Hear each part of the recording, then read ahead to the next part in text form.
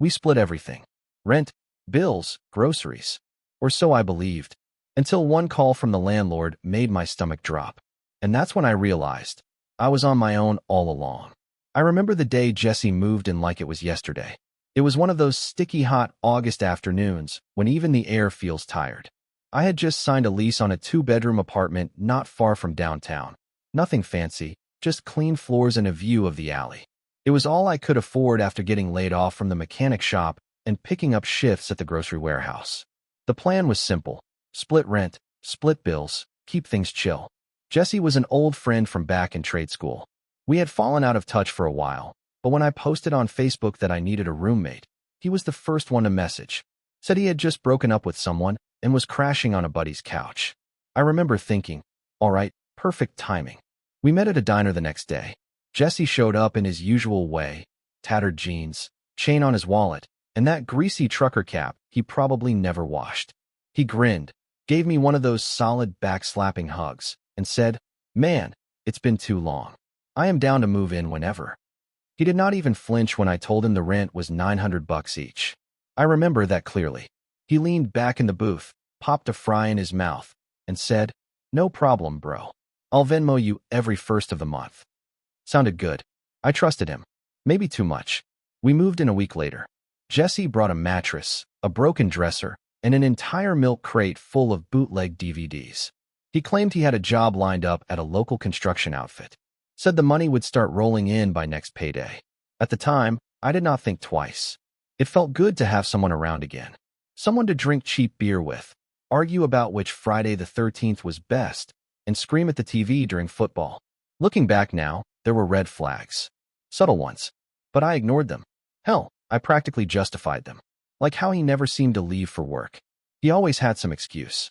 Rain delays, supply chain issues, miscommunication with the foreman. He said he was still technically on the books. And me? I bought it. Every time. I figured maybe he was just in a slump. I had been there too. You tell yourself everyone's doing their best, and Jesse? Well, he looked like he was struggling. That tired kind of look. Sometimes I would come home, and he would be passed out on the couch in jeans, the kind of sleep that wraps around people who have nothing else left. So, every month, like clockwork, I covered my half of the rent. Sent it straight to the landlord's account. Jesse claimed he did the same. He always said, "Just did mine, should be there soon." Or, "Bank's being slow, but it's on its way." And I believed him. For 11 months, I believed him. But then something happened. A mistake. A single message that cracked the whole thing wide open. And once that crack showed, there was no one seeing it. It started small. Jesse always said he would pay me back for groceries, and most of the time, I let it slide. I would come back from a late shift at the warehouse, dog-tired, arms full of cereal, ramen, and those frozen burritos he always scarfed down by the dozen. He would slap his hand to his forehead and say, "Crap, I forgot to Venmo you. Remind me tomorrow?" He never did. The first few months, I told myself it was no big deal. A couple bucks here and there. He was probably just distracted or broke that week. Who wasn't? Then came the excuses. One morning, I was making coffee before work, and I asked if his job was going all right. Just casual small talk. He got weirdly defensive. Said, "They're screwing me over, man. Bunch of liars running that crew." Then he shifted the topic real quick, asking if I wanted to rewatch Die Hard for the 6th time. I let it go. There was always a reason. Always a delay. Always a story. And I bought every one. Like the time the electric bill almost got cut off. I paid it that night, cursing the power company.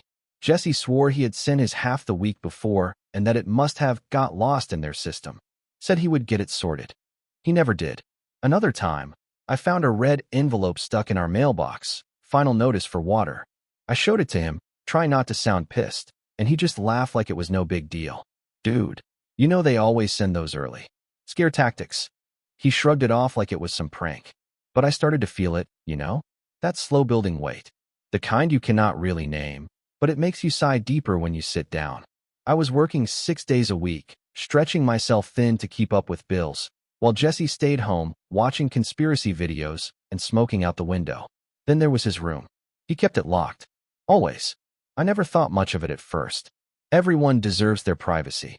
But it struck me one night when I realized I had not seen him with any work gear. No boots.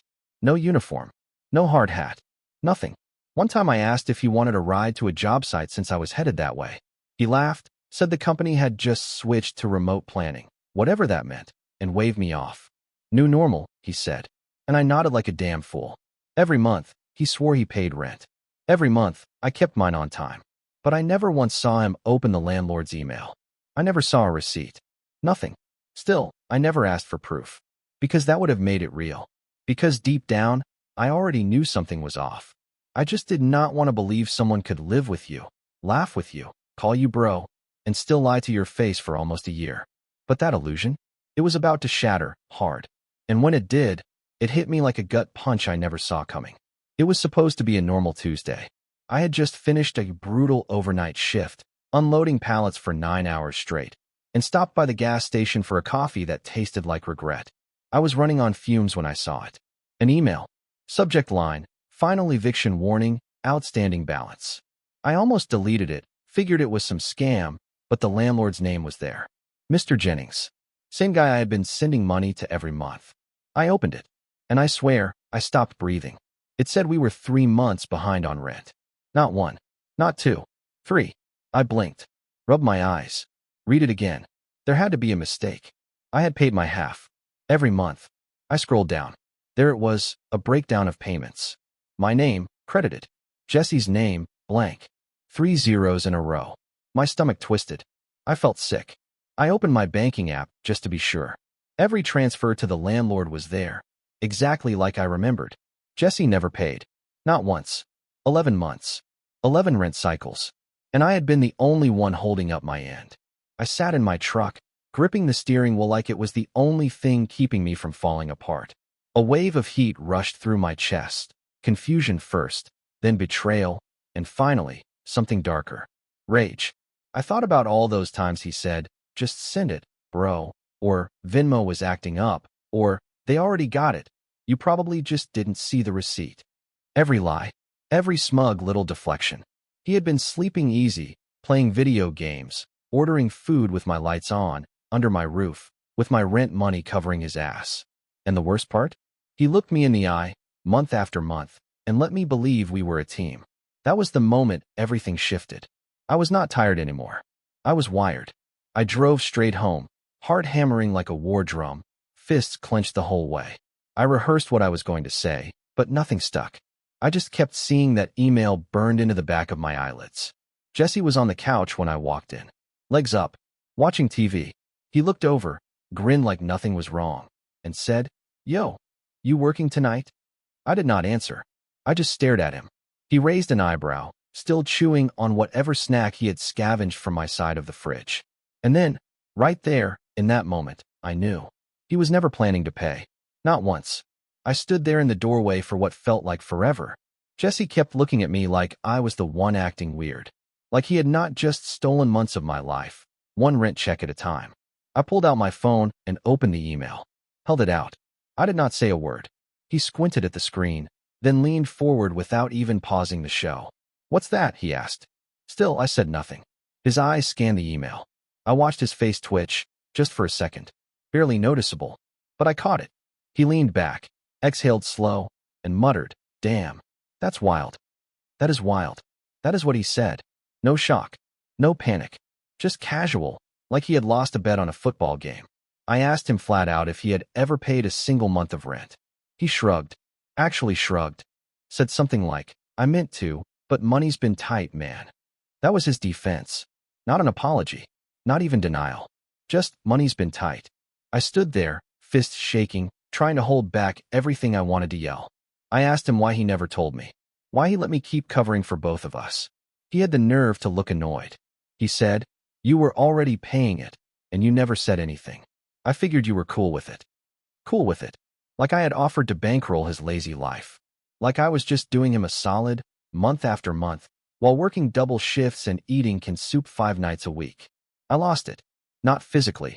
I did not hit him, though part of me wanted to. I just snapped. Told him he had lied to my face. Told him he had taken advantage of me. Told him he had been living like a parasite in my home. He rolled his eyes, said I was overreacting. That word, overreacting, lit a fuse inside me I did not even know was still there. I told him he had 48 hours to pack up and leave. No exceptions. No second chances. He laughed. Said, "You gonna kick me out over a few bucks? After everything?" A few bucks. I told him it was over $3,000. He smirked and said, "I thought it would be more." That was it. I walked straight to the back room, grabbed a duffel bag, and tossed it at him. Told him to start packing. I reminded him that my name was the only one on the lease. The landlord only knew me. This was my place. He called me a traitor. Said I was turning my back on a friend. But Jesse was not a friend. Friends do not steal from you and call it a favor. He packed slow, dragging it out like some kind of performance. I let him. I sat on the floor of my bedroom with the door locked, just listening to him move around, muttering to himself about how people always bail when it gets real.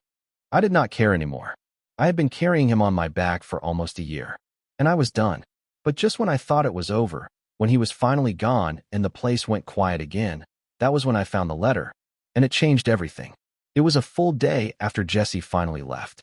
I had not touched a single thing in the living room.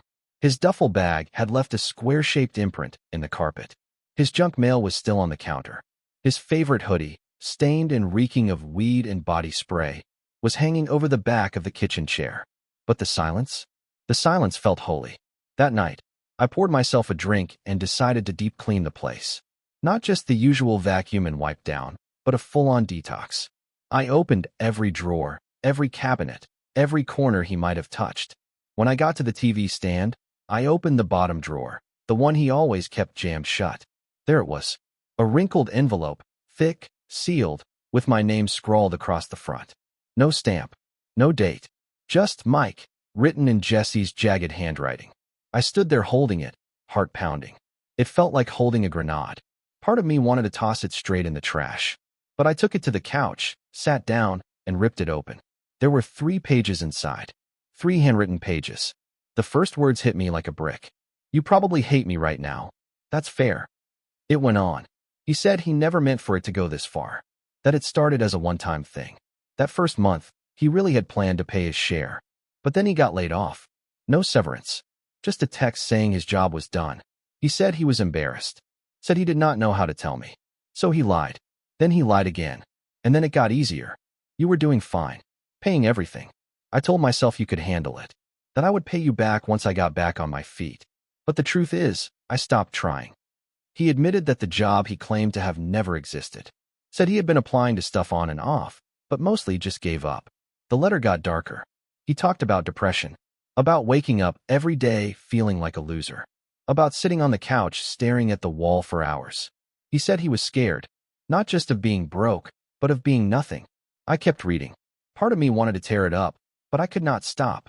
The final paragraph just said this: "I do not expect you to forgive me. I just hope someday you understand I wasn't trying to screw you over. I didn't know how to stop being a disappointment." I sat there, gripping that letter, not knowing what to feel. I was angry. Still furious, honestly. But I also felt something I was not ready for. Pity. For the first time since this mess started, I saw Jesse for what he was. Not just a leech. Not just a liar. But a guy who had gone under and never came back up. Still, he had left out one thing. A big thing. And I would not realize it until I got a call from Mr. Jennings the next morning. The landlord had more to say, and it would flip this whole thing on its head. It was around 10 in the morning. I was half asleep on the couch, Jesse's letter still sitting on the coffee table like it had weight to it. The kind of thing you do not want to touch again, but cannot quite throw away. That is when my phone buzzed. "Mr. Jennings." I hesitated, then picked up. His voice was calm, maybe too calm. Said he just wanted to follow up regarding the balance. I told him I understood the situation now, that I had handled it. Jesse was gone. I would pay whatever needed paying to get things squared up. I even apologized for not checking in sooner. But Mr. Jennings paused. He asked, real casual, "Do you still want me to forward the payment plan to both tenants, or just you?" I blinked. I told him again. I was the only one on the lease. Always had been. Silence. Then he said, "No, you both signed. Back in August. You and Jesse." My throat tightened. I told him that was not possible. Jesse had moved in after I signed. We had agreed it would just be a verbal deal between us. But Mr. Jennings insisted. Said he had the paperwork. Digital and physical. Said Jesse had come by the office with me the day we signed and handed in his own application, deposit and all. I said, That never happened. And he replied, with a little confusion, it did. He wrote a check. I remember because it bounced, and he paid in cash a week later. I felt like the floor tilted under me. I asked him to send me a copy. He did. When it came through, I stared at the PDF like it was cursed. There it was. My signature. And next to it, Jesse's. The same loopy handwriting I had just seen on that envelope. He had forged it. But the part that gutted me? The date. He signed it 2 weeks after we moved in. Not at the start. Meaning, he had gone back. Behind my back. Talked to the landlord. Put himself on the lease. Not to take responsibility, but to protect himself. To make sure I could not kick him out without an eviction process. To tie me to his mess. I called Mr. Jennings back. Told him the signature was fake. He said he would have to look into it. But if Jesse paid in cash and no complaint was filed at the time, there was not much they could do. It had been months. I hung up and just sat there. Cold sweat on my back. Mind racing. It was not just laziness. It was not just lying. Jesse had planned it. Quietly. Like insurance. He had let me carry everything, but made sure that if I ever tried to cut him loose, I would go down with him. The betrayal hit differently now. This was not just someone too ashamed to admit they had no money. This was someone who expected I would never fight back. Someone who built an entire fallback plan in case I ever did. And I had played right into it. But not anymore. I did not scream. I did not call Jesse. I did not even reply to the text he sent that night. Hope we can still be cool someday. Cool. He forged my signature, dragged me into legal debt, and vanished like a coward. But sure, let us be cool. Instead, I sat down with a notebook. Wrote 3 things at the top. 1. Get his name off the lease. 2. Fix the money. 3. Make sure he feels it. I started by printing out everything. Bank transfers, the bounced rent notices, Jesse's letter, even screenshots from texts where he claimed, month after month, I just paid it. I stapled the lease copy right on top. I walked it over to Mr. Jennings in person. To his credit, the old guy read every word. Sat quiet the whole time, face blank, until he got to the forged signature. He nodded slowly and said, "We've had a couple of these over the years." Turns out, Jesse was not his first fraudster. Jennings agreed to start paperwork to remove Jesse from the lease. It would take a few weeks and require a sworn statement from me, plus a witness or some kind of proof. I gave him Jesse's letter. He read the first page, blinked, and said, "Yeah, that'll do." So now Jesse was off the lease. But that did not erase the debt. We still owed 3 months of back rent. The total? $2,700. I drained my emergency savings. Paid it in full. Not because I wanted to. Because I needed leverage. And I was not done. Next, I wrote Jesse a letter of my own. It was short. 2 lines. The balance has been paid in full. You now owe me $2,700. I will be filing in small claims court next Monday. No insults. No threats. Just the truth. I slid it under his new door. Yes, I had his address. He had it delivered with his Amazon package a week before he left. 3 days later, he called. I let it ring. Then he texted. Said he was broke, but working on something. Said he needed a little time. I waited another week. Filed anyway. The court date came faster than I expected. Jesse showed up looking like he had not slept in days. Hair a mess. Shoes untied. He tried to spin it. Said I had agreed to cover for him. That we had an understanding. I handed the judge his letter. That was the end of it. The judge ruled in my favor. Jesse now owed me the full amount, plus court fees. He tried to argue he had no job, no way to pay. The judge told him that was his problem. You want to know the best part? The ruling hit his credit. Hard. Turns out, Jesse had finally lined up an apartment with a new roommate. A nicer one. But when they ran the check, he failed. Because of me. Because of himself. He called me after that. Begged me to help him clean it up. Said I had ruined his life over a couple months of rent. I just said, "You did that yourself, Jesse." I just made sure it stuck. And I blocked his number. But something about it still gnawed at me. Something deeper. Something worse than money. I thought winning in court would bring peace. I thought watching Jesse spiral, knowing it was his own doing, would give me closure. But it didn't. That night, after I blocked his number, I sat on my porch in the dark, sipping warm beer and staring out at nothing. The street was dead quiet, just the hum of faraway traffic and the buzz of that one flickering streetlight. I should have felt proud, should have felt strong. Instead, I just felt hollow. It hit me that Jesse never once tried to make it right. Not during the 11 months I carried him, and not even after I found out the truth. He never showed guilt. He never even looked ashamed. The money? Yeah, that mattered. I had drained every last cent of my savings. I was back to living week to week, same as before. But the part that kept replaying in my head was the look on his face when I confronted him. Not regret. Entitlement. Like he actually believed he deserved a free ride. Like my hard work belonged to him. Because I had it together, and he did not. That was the real betrayal. Not the forged lease. Not the bounced bills. Not even the eviction notices piling up in my inbox. It was that Jesse saw me struggling too. Tired, worn down, missing meals to stay on top of things. And he still felt no shame watching me sink so he could float. He knew I was killing myself to keep that roof over our heads. And he still slept easy. He looked me in the eye, month after month, told me he had it covered, and went right back to sitting on that couch, feet up, smiling. That smile haunted me more than anything. It was the smile of someone who knew he would never pay, who assumed I would never ask. Because I was the responsible one, the strong one, the one who always figured it out. The truth is, Jesse never just used my money. He used my silence, my willingness to give people the benefit of the doubt. He used the version of me that wanted to believe a friend would never do that. And that part, that is harder to rebuild than a bank account. After court, after the block, after the silence, I stayed angry longer than I wanted to admit. Not the loud kind. The quiet kind that settles in your bones. The kind that makes you double-check locks and side-eye your own memories. I stopped trusting people for a while. Friends would offer to hang out, grab food, catch a game, and I would find an excuse to stay home. I was tired. Not just physically, but in that deep, burned-out way that lives under your skin. I thought about moving out, starting fresh somewhere else. But then I realized something. That apartment? It was mine now. Truly mine. Every inch of it. The couch no longer smelled like stale weed and onion rings. The bathroom did not have long, dark hair stuck to the tiles anymore. The fridge?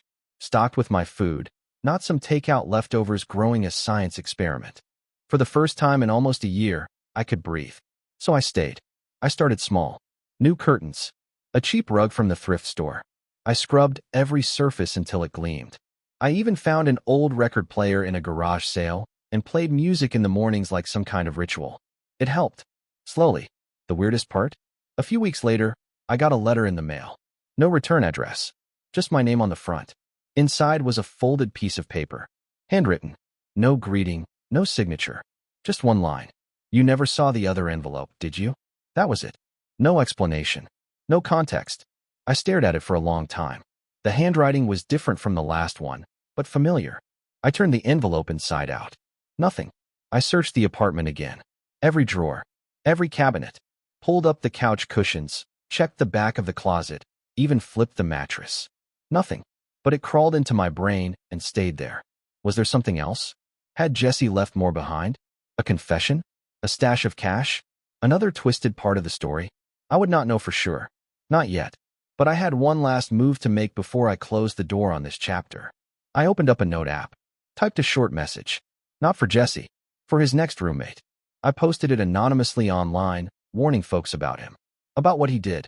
About how good he was at smiling while he robbed you blind. I do not know if it ever reached the right person. But I know this. He will try it again. Someone like that? They do not stop. But now, there is a trail. He does not get to disappear quietly. A month passed. Then another. The anger dulled, the quiet returned. And for a while, I stopped thinking about Jesse. But one night, I was walking home from work, still in my warehouse uniform, lunch bag slung over my shoulder, when I passed a dive bar a few blocks from the apartment. The kind with neon signs and a jukebox that only played songs from before I was born. Through the window, I saw him. Jesse. He was sitting at the bar, laughing, holding a drink, talking to a girl like he did not have a care in the world. Clean clothes. Fresh haircut. Same old grin. Like nothing had happened. I froze. Not because I missed him. Not because I wanted to confront him. But because, for the first time, I saw it clearly. He was never ashamed. Not once. The letter, the excuses, the talk of depression and feeling like a disappointment, it was all part of the play. A smokescreen to buy sympathy. Keep me off balance. Make me second-guess my own rage. That second envelope? Probably a mind game. Just one more way to keep me thinking about him. To keep me in it. And it worked, for a while. But watching him there, smiling like a man with no past, I understood something I had been afraid to admit. This was not just betrayal. It was manipulation from day one. Jesse had never planned to pay rent. He had never planned to come clean. He saw me, the quiet guy, the one who worked late and paid his bills, and he saw opportunity. A guy who would not ask questions, who would carry the weight and not complain. He knew exactly what he was doing. Every lie was calculated. Every "my bad, bro" was a rope around my neck. And the reason it hurt so much? Because deep down, I thought he was my friend. But Jesse was never my friend. He was comfortable letting me drown. And that is what still shakes me the most. Not that someone used me, but that someone could watch me struggle day after day and feel nothing. Some people, they do not just take from you. They watch you bleed and call it fair. And if you never catch them, they never stop.